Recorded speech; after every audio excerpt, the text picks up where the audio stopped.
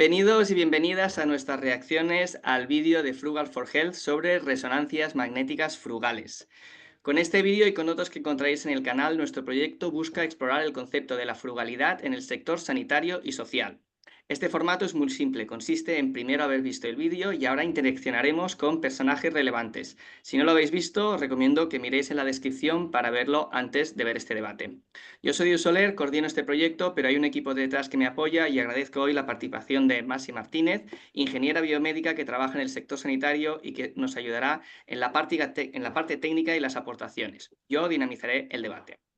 En el día de hoy contamos con tres figuras súper interesantes sobre el mundo de la innovación en salud y la frugalidad. Seré muy breve con los currículums, pero por un lado tenemos a José Alonso, que es colaborador del proyecto que hemos visto en el vídeo. Él es físico e investigador principal del MRI Lab, grupo del CSIC, y es relativo a este proyecto. Tenemos la suerte de poderlo tener hoy aquí con nosotros.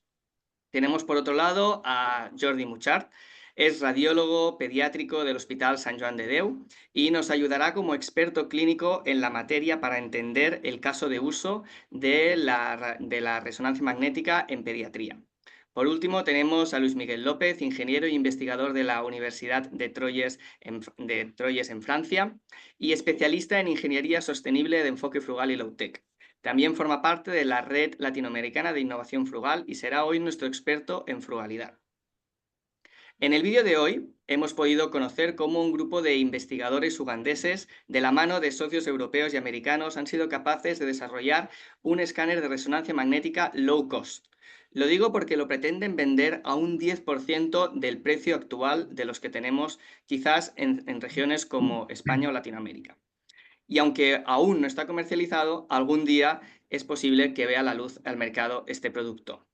Pero hoy estamos aquí para comentar el vídeo que hemos colgado en el canal y así generar un poco de interacción con la comunidad. Así que empiezo rompiendo el hielo con Miguel.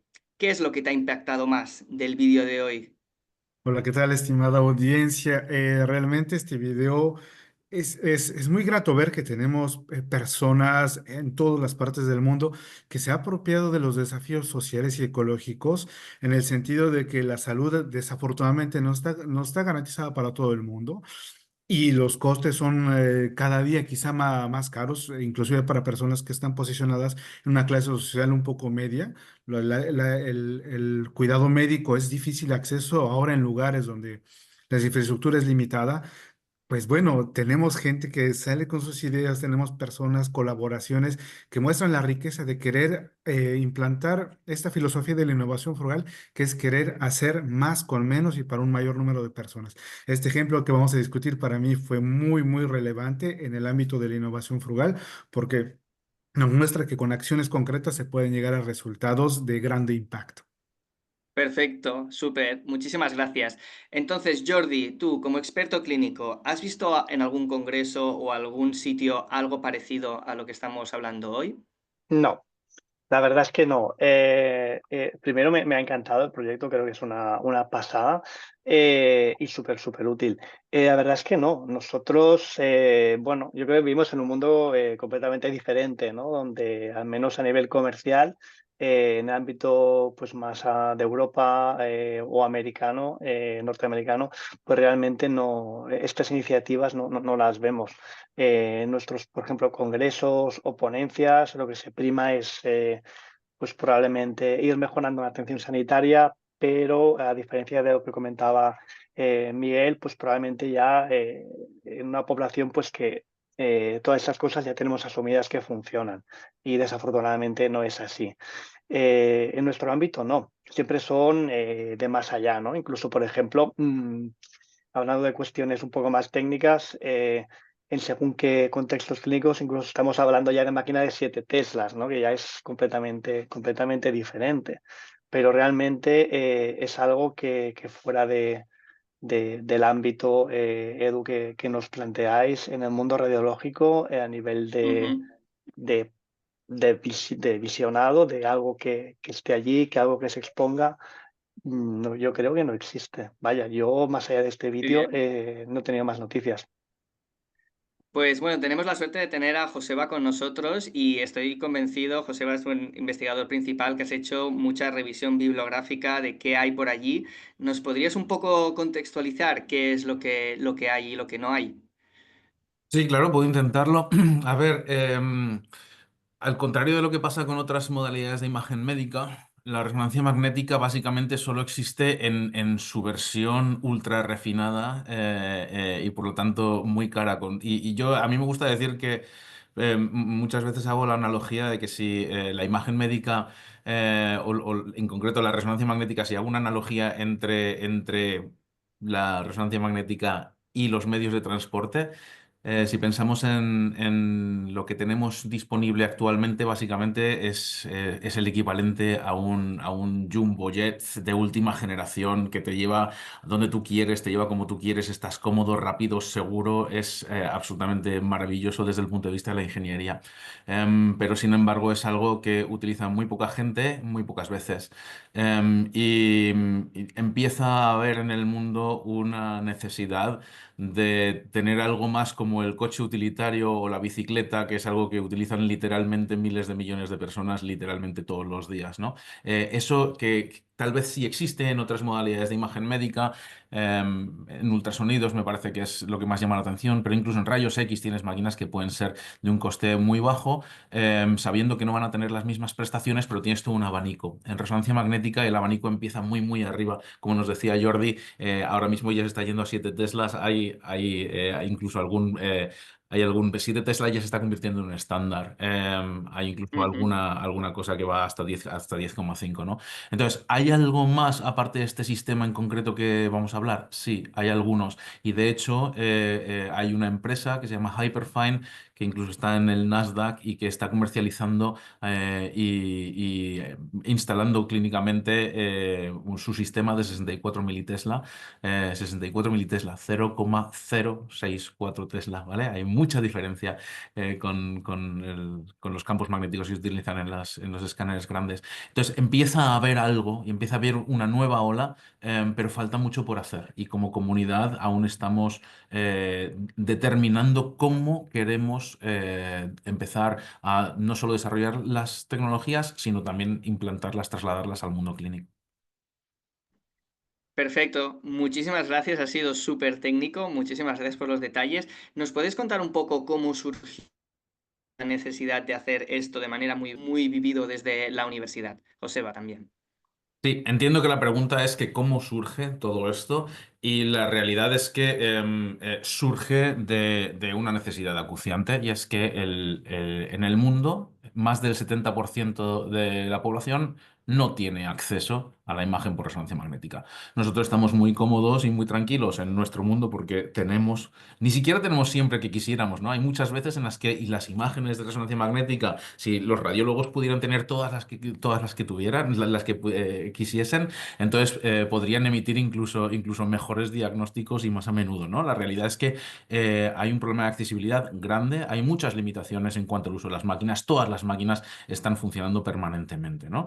Entonces tenemos un problema y esto en nuestros espacios en donde estamos acostumbrados. Si vamos a países como Uganda, pues entonces hay menos de 10, ahora mismo no recuerdo exactamente cuántos, pero menos de 10 escáneres en todo el país para decenas de millones de personas, ¿no? Entonces la necesidad social y clínica está ahí desde el principio y la cuestión es ahora, vale, ¿cómo nace el empezar a ponerle solución a esa necesidad, ¿no?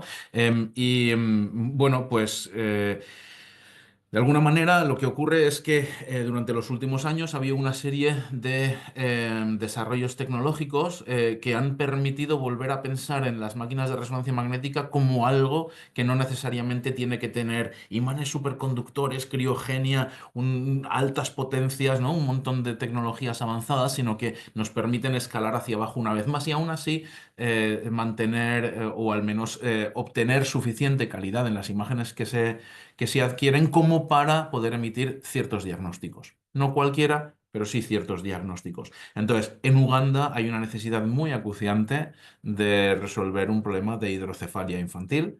Y esto es algo para lo que las imágenes no necesitan tener una calidad exquisita, sino que se puede hacer con un hardware muchísimo más barato. De esto se dieron cuenta en Uganda, se dieron cuenta en un grupo en Leiden, en Países Bajos, es el grupo del profesor Andrew Webb, y juntos empezaron a pensar en cómo ponerle solución a este problema de la hidrocefalia en concreto. Y así es como nace. Luego nosotros nos unimos al carro sencillamente Ujú. porque resuena con nosotros esto, digamos. Perfecto. Quizás, Jordi, para alguien que no es clínico, ¿podrías explicar muy brevemente y sencillamente qué es la hidrocefalia pediátrica y cómo se trata? Sí, básicamente es un problema de acumulación de líquido cefalorraquídeo, que bueno, es el líquido que baña lo que es propiamente el encéfalo y la médula espinal. Se produce dentro del encéfalo, dentro de los ventrículos, pero no es infrecuente. De hecho, en pediatría es algo, entre comillas, relativamente habitual. A veces este líquido no drena, se acumula y esta distensión pues, puede producir muchos problemas, sobre todo a nivel del neurodesarrollo, e interfiere completamente en la vida de los pacientes. Hay varias causas, pero la principal es esta, ¿no? Que realmente sea un problema de que no drena. Entonces, el tratamiento en estos casos consiste en colocar un pequeño catéter dentro de donde se produce el líquido a nivel de los ventrículos, y normalmente derivas ese líquido a otra parte del cuerpo, normalmente a nivel de la cavidad abdominal. Entonces, es una cirugía que en manos expertas no es muy compleja. Por supuesto, tiene sus peculiaridades, pero es algo que se hace habitualmente. Pero necesitas ver exactamente dónde está, necesitas identificar que los ventrículos estén dilatados, necesitas saber más o menos a qué altura es para colocar desde fuera, hacer un pequeño trépano y entonces colocar el catéter. Y de ahí que la resonancia magnética es una prueba muchas veces fundamental en estos pacientes. Muy bien. Pues, Luis Miguel, tú que has estado también mirando en el campo de la frugalidad y de la ingeniería, ¿a ti te ha resonado con alguna otra iniciativa esta que hemos visto? Pues prácticamente yo creo que las iniciativas hay que centrarlas mucho al objetivo final de implementarlas, ¿no? Sobre todo, dado que las tecnologías que se manejan en la imagen médica no son tecnologías, vamos a llamarlo muy sencillas, porque se han desarrollado durante pues décadas de refinamiento, de investigación, de prueba y error, de patentes también.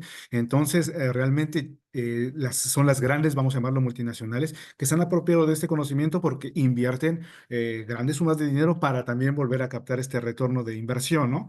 Entonces, ejemplos sí hay, pero sobre todo son ejemplos que se han centrado, que también puede ser un punto de vista de reducción de impactos ambientales, de crear más con menos, pero bajo un sentido de seguir generando un mercado, ¿no? Vamos a las personas que tienen pocos recursos, pero seguimos vendiéndoles cosas al final y vamos a recuperar ese retorno de inversión. Entonces, ejemplos sí hay, pero se basan muchas veces en la miniaturización de los objetos, como lo menciona Joseba, también muchos dispositivos de imagen médica, que es lo que se hace. Por ejemplo, estuve yo un tiempo trabajando en mantenimiento de rayos X, y los rayos X tienes equipos completamente sofisticados que al final uno como ingeniero, como técnico, muchas veces ya no puede intervenir en él, porque abres y encuentras una caja negra y dentro de la caja negra no sabes qué hay, y si lo abres quitas la garantía. Entonces, ¿qué es lo que pasa? Las grandes transnacionales lo que hacen es miniaturizan poco a poco esa tecnología y dejan aquellas quizá funciones de diagnóstico que son más relevantes o que son las más comunes en cuanto al diagnóstico, ¿no?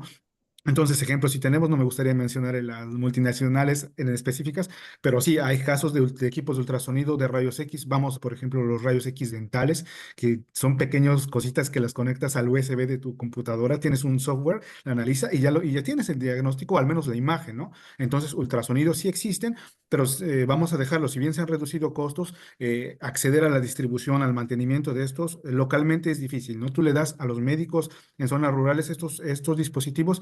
Efectivamente, tiene el fin de diagnosticar bien, pero cuando se rompe, cuando hay un mantenimiento ahí, tienes que llamar al servicio técnico que te lo va a reponer el próximo mes, y eso si tú se lo envías y si no nadie lo abrió, etcétera. Entonces también hay una especie de vamos a cerrar nuestros procesos, somos los únicos que tenemos el conocimiento y hasta ahí. Existen las soluciones, pero bajo ese esquema de retorno de inversión, y yo no facilito el acceso al conocimiento. Entonces, de que hay, lo hay, pero bajo otra filosofía de producción y también de fines económicos, aunque finalmente el beneficio social está presente. Eso sin duda. Espera, es que aparte es muy interesante porque en el vídeo se especifica que todo el producto este está hecho con open source, ¿no? Justamente esto que decías de que son cajas negras, este proyecto lo ha conseguido vencer. Pero bueno, creo que Masi quería hacer una pregunta. Sí, yo cuando vi el vídeo y aprovechando lo que ha mencionado antes Joseba, ¿no? Que hablaba de la calidad y tenemos esta comparación de que yo me imagino que la calidad de la que pueda tener el hospital, por ejemplo, el que yo trabajo aquí en Barcelona, mucha más elevada que la que puede presentar esta que han creado desde Uganda. Y entonces también me viene a la cabeza de cómo se certifican estos dispositivos que al final están en contacto con el paciente en un país como Uganda, cuáles son esas diferencias y cuáles han sido los mayores retos que os habéis encontrado. Sí, déjame que matice una cosa, porque hablamos de la calidad con una cierta soltura, como si la calidad de una imagen fuera independiente de la pregunta clínica que tienen que responder. Y lo cierto es que no es así. Es verdad, y yo mismo he utilizado antes la palabra calidad, probablemente queriendo decir, si tú dices más resolución, si dices más contraste, si dices menos ruido, estas son cosas que son objetivas y se pueden cuantificar, ¿no? Cuando hablamos de la calidad de una imagen, básicamente lo que estamos preguntándonos es si es capaz de responder una pregunta clínicamente relevante o no, ¿no?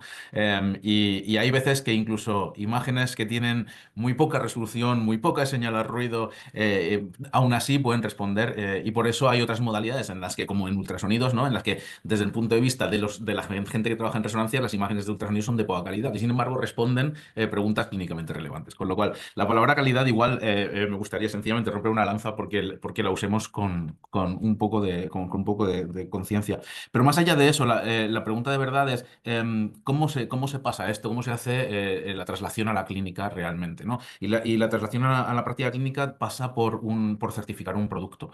Es verdad, todo es en open source ahora mismo, tanto el software como el hardware. Eso quiere decir que son diseños que uno puede coger y hacer. Es un poco DIY, ¿no? Do it yourself.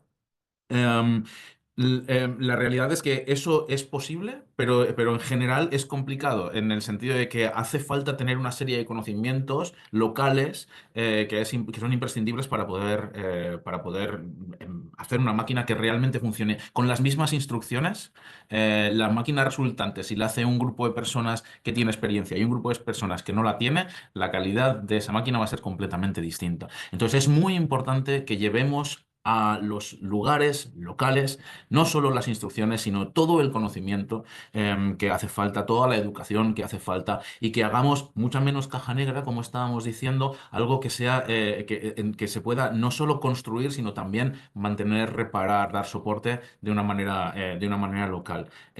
Por supuesto, cada país tiene sus regulaciones. Pasa a veces que en muchos países del África subsahariana estas regulaciones pues no están sometidas a los estándares que nosotros estamos acostumbrados. Sin embargo, lo que también es cierto es que si certificamos una máquina con un marcado CE o con un FDA de los Estados Unidos, pues esa propia certificación ya es suficiente como para comercializarla allí, ¿no? Entonces, es un problema complejo. Es más fácil de resolver si hay una industria local haciéndolo, y de alguna manera eso es como yo me imagino la sostenibilidad de todo esto, ¿no?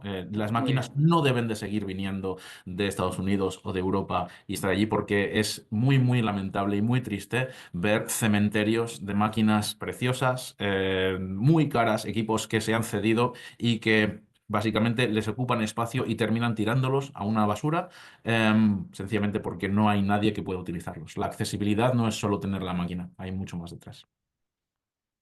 Muy bien, pues súper interesante. Os animo también a interrumpiros entre vosotros, ¿no? De que si tenéis alguna réplica que queréis haceros, no sé si la queréis hacer, pero sed abiertos también a intervenir. Si no, yo me muevo a la siguiente pregunta, A mí que me es gustaría, sobre... Ah, mira, perdón, Miguel, sí, a parece mí me que Luis gustaría Miguel agregar tiene una algo réplica. muy Venga. interesante, ¿no? Yo creo, bueno, Jordi y Josefa, más y bueno, ustedes también deben estar, bueno, yo lo doy por hecho, ¿no? Del origen de los rayos X, yo lo llevo mucho en la imagen médica porque es de lo que más tuve experiencia en el campo del que estamos tratando y me hace remontar la historia a la visión que tenía, lo voy a pronunciar quizá mal, está en alemán, Wilhelm Röntgen, el padre de los rayos X, cuando él lo descubre accidentalmente con el anillo de su mujer, dice, oye, ¿qué es esto? Inclusive no sabía que era que el tal vez son los rayos desconocidos, le puso, bueno, la comunidad internacional le pone X, pero él, en Alemania le llaman los rayos Röntgen. ¿Y qué pasa después? A él se le invita a patentar. Dice, oye, ¿no quieres patentar tu descubrimiento? ¿No quieres hacerlo? Y dice, no, vamos a difundir esto porque va a beneficiar a la ciencia médica, va a beneficiar a toda la humanidad. ¿Por qué lo tenemos que cerrar, no? Y esta visión, vean, estamos, como les mencionaba hace rato y también Josefa, cajas negras, todo cerrado porque queremos regresar esa inversión. Si Vilgen hubiera pensado así, yo creo que no tendríamos quizá acceso a nada, ¿no? Desde un principio. Y lo que se promociona desde una perspectiva de innovación frugal es también esto de compartir, de tener todo abierto. ¿Por qué? Vamos a aterrizarlo en una realidad. Realmente una persona que va a trabajar en un proyecto abierto y sobre todo cuando ya requiere de conocimientos muy específicos de electrónica, conocimientos de física, etcétera, no es una persona que se va a meter nada más quizá a divertirse, a jugar, va a encontrar un interés en contribuir a eso que se está poniendo. De ahí manera que la innovación abierta, entre comillas, podemos pensar que se autorregula por los mismos usuarios que tienen un interés común. Ese interés es mejorar el proceso y poner cada uno su piedrita y contribuir. Entonces, con respecto a la innovación frugal, se promueve mucho el enfoque abierto, pero un enfoque constructivo de, oye, yo conozco de esto, yo soy un especialista en esto y voy a contribuir a esto, que es como se encarna en el proyecto del que estamos hablando. Es gente que colabora con diferentes experiencias. Por ejemplo, cuando podemos ver el prototipo pues, podría verse quizá muy armado en un taller mecánico, etcétera, sin necesidad de pasar un grande proceso industrial, pero hay gente que está contribuyendo con su experiencia. Otros desde el área más médica, verlo si la imagen corresponde realmente a lo que yo necesito como mínimo necesario para realizar un diagnóstico, etcétera. Entonces, hay mucho que se encarna de la innovación frugal, la colaboración, el aspecto local, la reducción de impactos ambientales, la eficiencia también de la máquina. Es decir, yo no tengo por qué cumplir con todas las funcionalidades que se quieren, pero al menos con las mínimas esenciales, eso es lo que estoy asegurando. Entonces, para mí es un proyecto muy inspirador y qué bueno que existe. Perfecto, súper interesante, muchas gracias. Mi siguiente pregunta es para Jordi, ¿no? Que tenemos grandes máquinas en grandes hospitales, quizás de capitales, pero también tenemos una zona rural que muchas veces tiene mucha dificultad, ¿no? Para conseguir a ciertas imágenes. ¿Cómo nos puedes contextualizar un poco qué es lo que pasa en un sitio como España y si este proyecto, qué traslación le ves al mundo rural?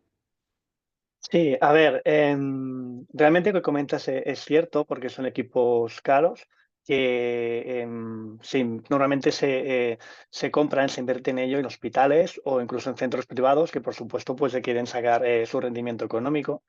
Pero en general aquí lo que se facilita es que haya un flujo de pacientes, ¿no? Realmente, aunque tengas que desplazarse.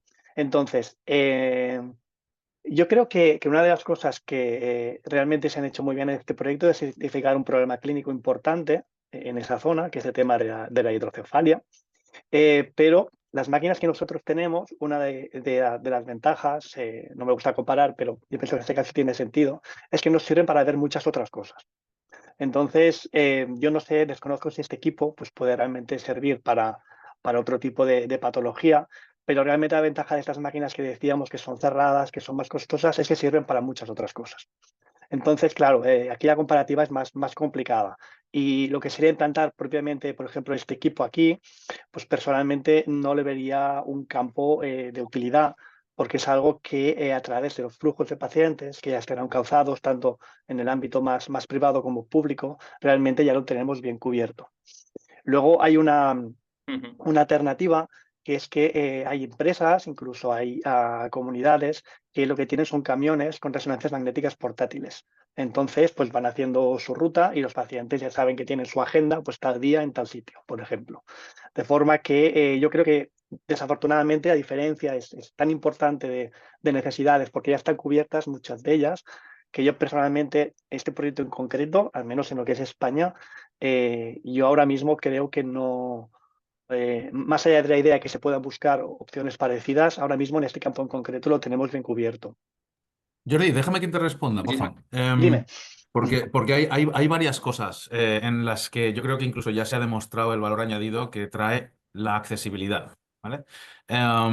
Y entre otras cosas, el hecho de tener una máquina pequeña. Un ejemplo que creo que enseguida todos entenderemos es la posibilidad de llevar la máquina al paciente en vez del paciente a la máquina. Esto tiene un impacto inmediato en UCIs. Hay pacientes que están críticos y para los que incluso hay protocolos que prohíben llevarlos a hacer un CT, una resonancia en momentos en los que podrían hacer falta y sin embargo esto ya se está haciendo con estas máquinas. ¿Por qué? Porque las puedes poner detrás de la cama directamente y tomar la imagen. Ese es un caso, ¿no? Un poco sí, el bedside imaging, que es como lo venden a veces, ¿no? Pero luego hay un caso que yo creo que a ti te puede tocar de cerca, que probablemente tú eres capaz de entender mucho mejor que ninguno de nosotros. Y es que cuando estás haciendo imagen de población pediátrica, de críos, estos críos, cuando los metemos en esas máquinas grandes, en esas salas, que es verdad que hay muchos lugares en los que las salas están ambientadas, están decoradas, pero no deja de ser un entorno muy hostil y donde solo puede estar el crío. En estas máquinas, el crío sencillamente mete la cabeza en un tubo pequeñito, no se mete en una cavidad, digamos, y los padres pueden estar cogiéndole la mano. Hay estudios de esto, ¿no? De cómo los artefactos por los movimientos de los niños durante las imágenes se reducen drásticamente por el hecho de poder tener la compañía de sus padres, ¿no? Entonces, ese es otro caso donde yo creo que hay una aplicación muy clara del poder contar con máquinas portátiles. Y luego hay otro que me parece que es también muy potente y es, pensemos en las clínicas primarias, pensemos o especialistas, ¿no? Pensemos en ese reumatólogo que tiene una máquina de ultrasonidos, porque la tiene, pero no tiene una máquina de resonancia porque es impensable. O en ese traumatólogo que sabe leer imágenes, que no requiere, digamos, del especialista radiólogo para ver si hay una rotura de tendón porque sabe leer esas cosas directamente. Entonces, nos dicen a menudo, claro, si a mí me viene una persona con un dolor de rodilla, para mí, yo tengo protocolos que seguir. Uno de ellos es, hay veces que solo te voy a decir, espera. Y si pasan 2 semanas y no ha cambiado, entonces empiezo. Claro, es completamente distinto a, viene el paciente, me dice, tengo un dolor de rodilla, te miro a ver si tienes un edema óseo, que lo voy a detectar enseguida, miro a ver si tienes cualquier tipo de disrupción, distensión, lo que sea. Hay cosas que se ven y que te permiten después llevar a las máquinas grandes en caso de que haga falta, ¿no? Entonces yo creo que sí que se empieza a reconocer una serie de utilidades, Mm. incluso dentro de las comunidades, digamos, donde somos afortunados y tenemos las máquinas grandes. Sí, no, yo totalmente cierto. Sí que te comentaré que, por ejemplo, el tema de la humanización, de lo que son las salas y no solo de resonancia, sino de otros equipos, eso sí que ha cambiado de forma bastante importante. Lo que pasa es que aquí la inversión viene también en función de la cantidad de niños que hagas. Yo trabajar en un centro exclusivamente pediátrico, tenemos 3 equipos de resonancia magnética y todos están completamente adaptados para hacerlos muy cercanos a lo que son los niños. Incluso tenemos sistemas audiovisuales RM compatibles que les ponemos vídeos, películas y los padres pueden participar siempre. Yo sé que eso no es así en la mayoría de centros, pero sí que en la gran mayoría de centros pediátricos de España sí que es así.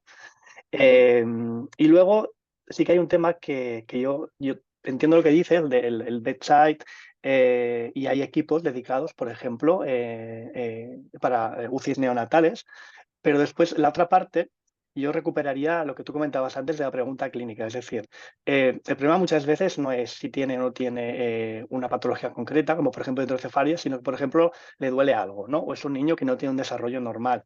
Entonces, allí sí que realmente necesitas ver muchas más cosas de las que, al menos por lo que he podido valorar, en proyectos como este ahora mismo, pueden enseñarnos. Entonces, bueno, yo creo que probablemente haya algún campo al respecto, pero al menos en mi visión, que yo tengo una visión bastante sesgada, muchas veces problemas o lo que realmente quieres de un estudio de resonancia magnética es ver que todo sea normal, ¿no? Y luego definir ese todo pues realmente cuesta bastante si no tienes una calidad de imagen a la que quizá estás demasiado bien acostumbrado. Muy bien. A mí no me José, gustaría agregar un último, bueno, de mi parte, una última intervención. Hay un concepto, y yo lo traigo desde una contribución científica que relacionada a la innovación frugal, se llama la innovación inversa. ¿En qué sentido? Sobre todo más en las multinacionales, cuando desarrollan sus líneas de productos para venderlas en mercados con ingresos más bajos. estos productos luego alcanzan tanta popularidad que vuelven a sus países de orígenes para inclusive, se llaman, le dicen canibalizar, o sea, estos productos de la misma empresa compiten con sus mismos productos que ellos producen. Entonces puede haber quizá esta visión de, sabes, es verdad, grandes equipos médicos pues necesitan salas bien particulares, bien instaladas y porque importa mucho también ese aspecto quizá de higiene, quizá de seguridad médica. Lo pienso en rayos X porque hay que tener la cabina con coberturas de plomo, aislantes, etcétera.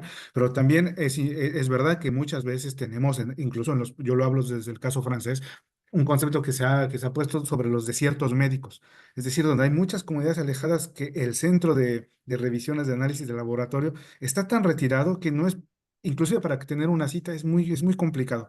Pero si ponemos tecnologías intermediarias que permitan también justamente atender este otro segmento de la población, yo creo que podría tener un lugar. Será cuestión de analizar la infraestructura disponible, los modelos de negocios, la colaboración que puede haber entre el sector público y privado para poner en marcha todas estas soluciones que también permiten atender otro segmento de la población que inclusive está muy abandonado en las zonas rurales de cualquier país desarrollado, yo lo considero así. Entonces puede tener también cabida propuestas intermediarias que partan desde, por ejemplo, esta idea de que se tiene con Joseba de, ¿sabes qué? Hay que hacerlo centrado en el usuario y si el usuario no podemos trasladarlo, simplemente los intervalos para obtener una cita médica, una cita de diagnóstico son de meses, pues ¿por qué no pensar en estas soluciones intermediarias que permitan ya inclusive explorar los diagnósticos primarios, ¿no? Entonces puede haber, yo creo que mucho futuro también, no solo, como lo mencionamos, en los países en vías de desarrollo, pero sino también en contextos desarrollados, porque la necesidad yo creo que está presente, quizá no se habla mucho, pero ahí está. Muy bien. Pues bueno, podríamos seguir debatiendo, pero también la idea es hacer un pequeño debate para que la gente pues le pique un poco la curiosidad en esto de la frugalidad y quiera profundizar. Muchísimas gracias a todos por haber participado en este vídeo, ha sido súper interesante. Os unáis en otros debates que vamos a hacer en el proyecto de Frugal for Health. Muchas gracias a todos.